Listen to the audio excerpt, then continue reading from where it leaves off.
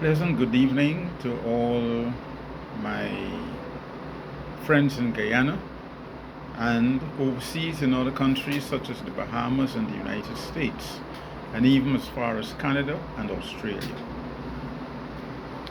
Tonight, I must say that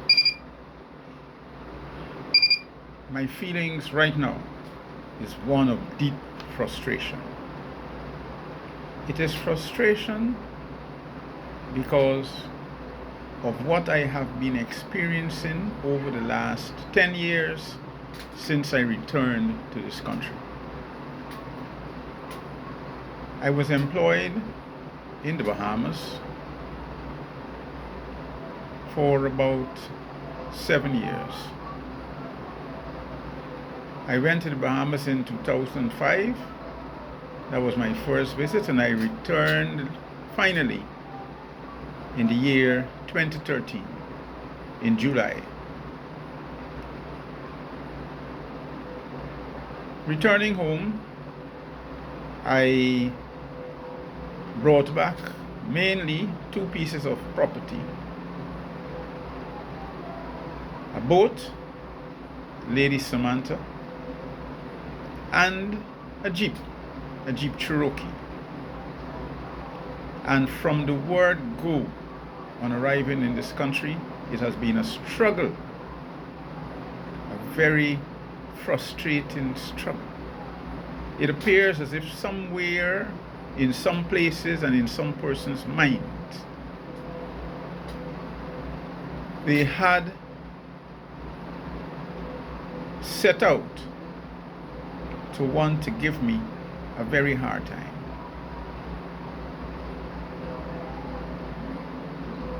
When I returned, I had to purchase a pickup, even though I had sent back a Cherokee Jeep which arrived in this country in February of 2013. All attempts were made by the Guyana Revenue Authority, the Ministry of Foreign Affairs, and other places. Now, I wouldn't burden you with the problems that I had with those vehicles. Tonight, the issue is the vessel which I brought back from the Bahamas to Guyana has been parked on a parapet, on a trailer, for nearly 10 years. Lots of people have been asking me, Mr. Jordan, why you don't put this boat in the water? Well, for some people, they think that's a very easy thing. First of all, this boat that I brought back is for me and my family and my generation. It's for no one else.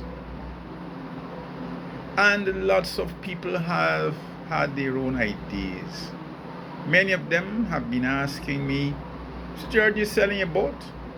My response to them was, you can ask about a sale if you see anything that says boat for sale. Be that as it may, I endeavored to ensure that I satisfy all the laws of Guyana in relation to the operations of a boat. Like I said, the boat is for myself and my generation and for no one else. So, what did I do?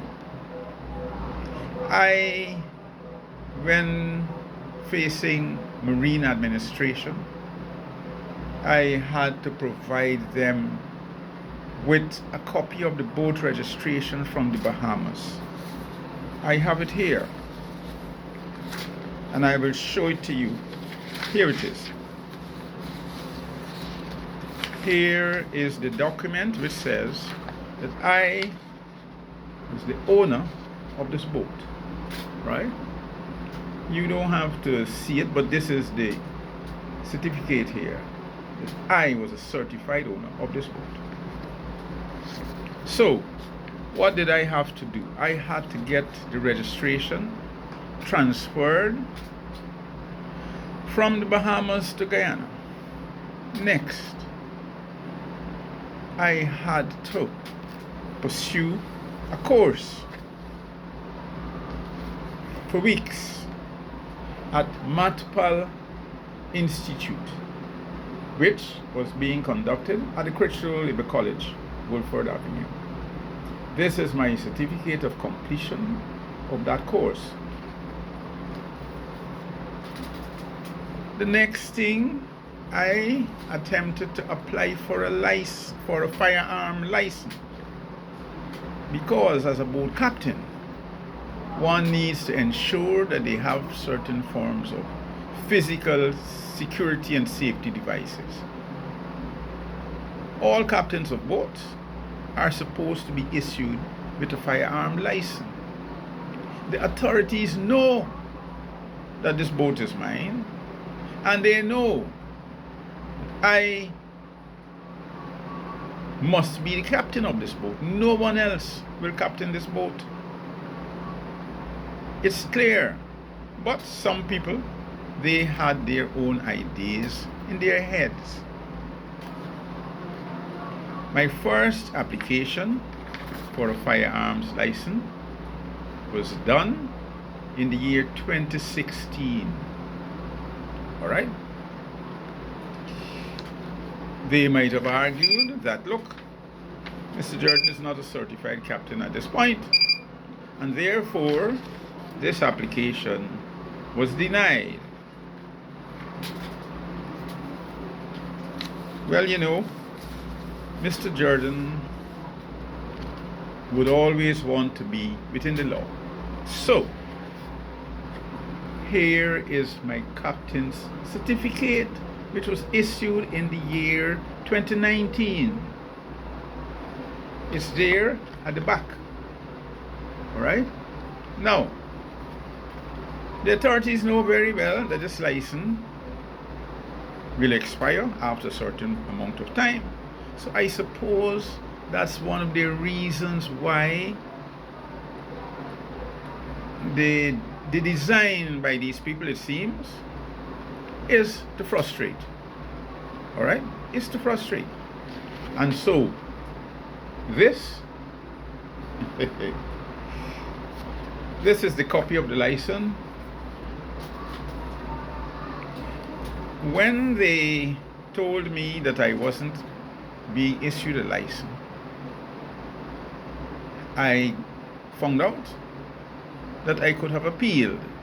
So I appealed.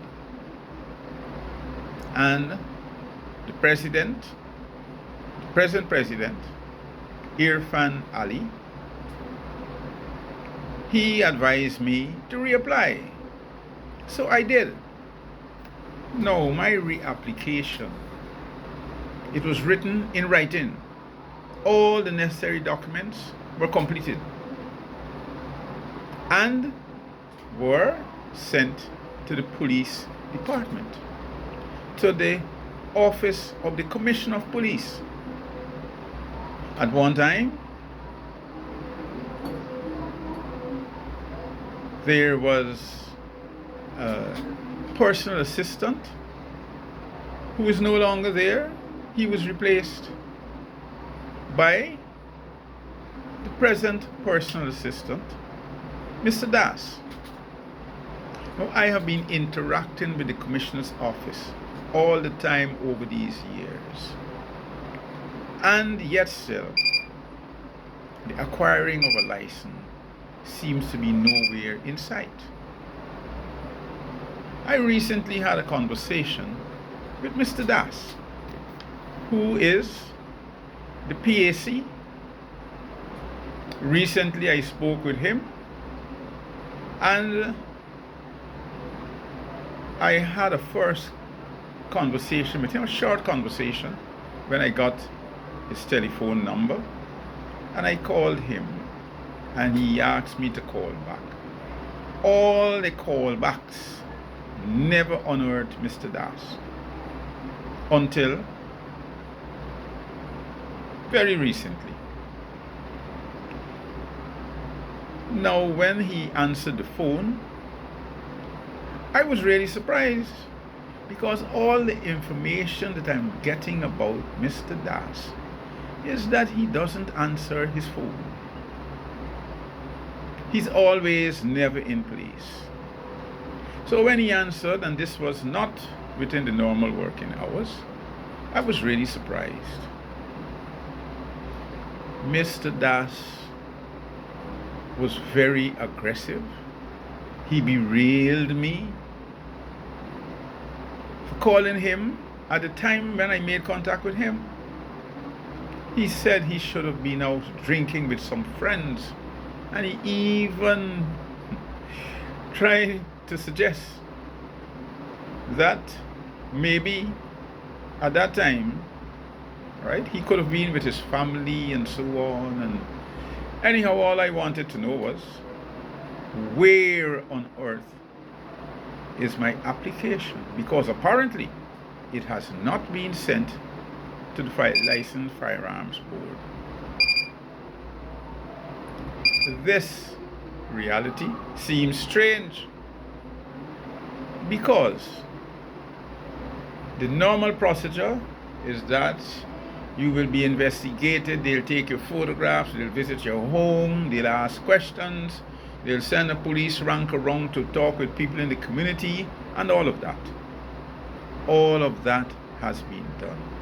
And yet still, I cannot be issued with a license. Now I know that according to the Licensed Firearms Act, persons who are in the same category like myself are supposed to be issued with a firearm license, because the experience on the water, any boat captain is supposed to have and be issued with a firearms license for the safety and security of himself, his family, and anyone else who may be on the boat with him at the time or all the time. Now, Mr. Das suggested that I was being inconsiderate of others. Apparently, he thought it was someone else calling him. Right? So he was more about, look man, this is not working hours. Well, he answered the phone. And when I asked him about the whereabouts of my reapplication for a firearms license, his simple answer was he perhaps has never seen it, he doesn't know where it is. He even suggested that some rank by the name of Lal may know about it. All of this seems strange because I visited police headquarters. I got records from my application, which was done in 2016. I was able to reproduce those documents, right, for this new application. My point is simply this. When actions like this, which I will describe as nothing else but corruption, perhaps someone feels that I should make a payment, but they won't ask because they know that George Jordan might record and use it for future reference. No, I have had to deal with the courts over the years since I returned to this country. I've had court cases, and I have been successful in all of them. Guyana Revenue Authority, that case was sent to the Chief Justice Chambers, and the Chief Justice at the then time, the late, may his soul rest in peace, Ian Chang, he ruled His final ruling was that I must not get duty-free concession for the Jeep Cherokee. That's out of the way, right? The commissioner, may his soul also rest in peace, of the Guyana Revenue Authority, he conceded. The facts, the evidence showed that there was no reason. So when the late Mr. Ian Chang, may his soul rest in peace, ruled that I must not get this Jeep because the vehicle came into the country before me, I simply instructed my then attorney, Mr. Juman Yassin, to appeal the case. Because nowhere in this court history and records will you find any judge making a decision like that. That was unprecedented. Mr. Sattar, may his soul rest in peace again. Mr. Sattar, the commissioner of the Guyana Revenue Authority, knew very well that they would have been embarrassed in the appeal court, because Mr. Chang would have been hard put to show why he made such a ruling. But apparently he was following orders from perhaps his instructors, all right? So the Guyana Revenue Authority signed an agreement out of court granting me possession of my Jeep Cherokee in the year 2016. By the way, the Chief Justice to whom I referred recently, he was an acting Chief Justice for all his years. Perhaps people had him in that category and with that type of appointment because they never really had any respect for him. So he was never confirmed. Very sad that he was never confirmed after acting as Chief Justice for all those years. And we, in our recent history, the powers that be, that has been their strategy. And it is not just for any one political administration. Both major administrations that has been foisted on this country for all these years, they have done the same thing. They've had acting Chief Justice and acting Chancellor, not appointing the people, because that's one way of perhaps keeping them in line. Anyhow, let's get back to the issue at hand. I have applied for a license, and I am saying straight off the bat, cutting to the chase, the only way they will stop me is perhaps if they organize my demise. But they will not have been the first who have tried. I recently spoke with someone from the President's office, indicating to that person that I will picket the office of the President. I have picketed the office of the President before, and the reason for my picket, the problem that I was having, was solved, even though some very obstreperous person working there wanted to stop me and said, "Sir, this place is what? You're not supposed to be picketing around here." I said, "Where's the sign? Just show me the sign. Show me a sign to that effect, and I'll follow it." There was none. Eventually, a next rank came out. This one was very cordial. He asked how long I would have been about the office of the president. And I told him. He left very nicely. He made a note of the things which I was displaying on my vehicle and asked how long I was going to stay. I would like the present administration to understand that I am not the type of Guyanese who would be scared. Even at this age, and not even at this age, more so at this age, I am not scared. They can try whatever they like. But the next thing I will do is that this issue will be put before the court. It will be put before the court.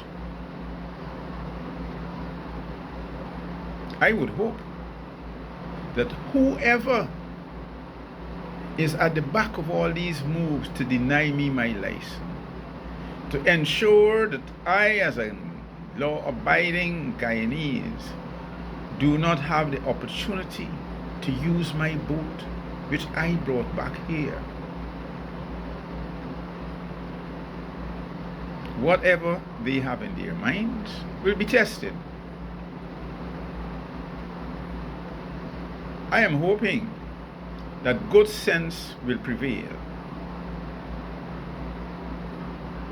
I have had to deal with people who have been organizing all sorts of nefarious schemes. And whatever they may have in their mind, this last person from the president's office, when I told him that I would pick it, he said, "Wish you luck with that." Well, I do not believe in luck. Right? I do not believe in luck. I believe in working sincerely for things which I am supposed to get. And I will stop nowhere. The only time is if I am no longer physically here. So this is the challenge to anyone who feels that they are going to deny me a firearms license at this point. For whatever reason they have in their head, they think that they can do it. Well, we're going to end up in the court. That's where it's destined to go. So, if good sense doesn't prevail, very shortly, this matter will be in the courts of Guyana. And it will not. Don't believe that I have to get anybody who is called an attorney to argue any case for me. I have the evidence, and if I have the evidence, I will do the arguments. So, all and sundry, whoever are the people behind the present moves, I hope they are ready. I hope that they are ready. Okay? I know the risks. I know many of the things that are likely to happen. Well, we will see who will win. We will see who will win. So, I recently had to send an email to the president. I directed it how I directed the others before, but for some reason it seems as if the email address of the president has been changed. I was told that they're in some other area or whatever it is. The point I want to make is the president is the president of all the people of Guyana. And wherever he is, I will find him. And at the end of it all, the buck stops at the president. So, 10 years of travail, right? And I know some people are planning all sorts of things, right? And I think they will argue that they have luck on their side. Well, George Jordan doesn't deal with luck. Whatever that is for them, not me. So, the battle has been started. I know that I have friends. 40 years ago, I was in what was then called the Soviet Union. And some very politically ambitious persons thought that they could arrange my demise. It didn't end the way that they planned it.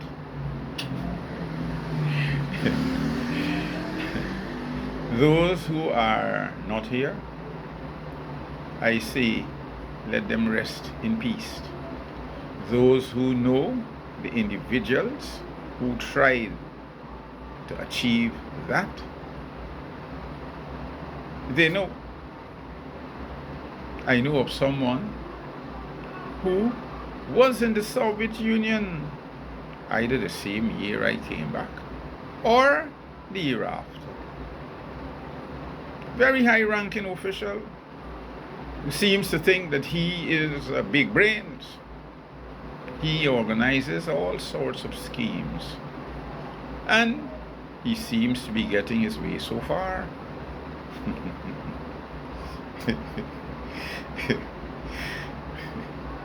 Some of you may know to whom I am referring. This is someone who has no respect for the spirit and intent of the Constitution that we have.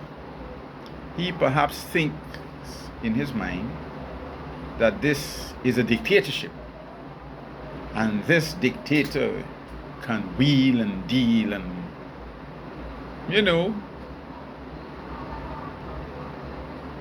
well, he is dictating to whomever he dictates. That's his business, but he will never dictate to me. And if he believes that I cannot have him in the courts,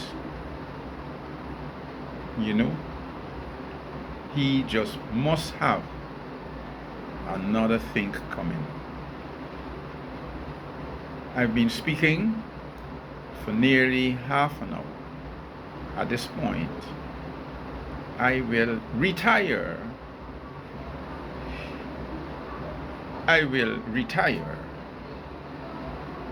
Officially, I am retired from anyone else employing my services.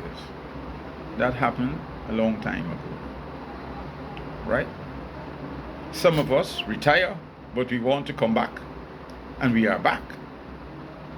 All I can say to them is, if I had anything to do with it, they would have been in full retirement.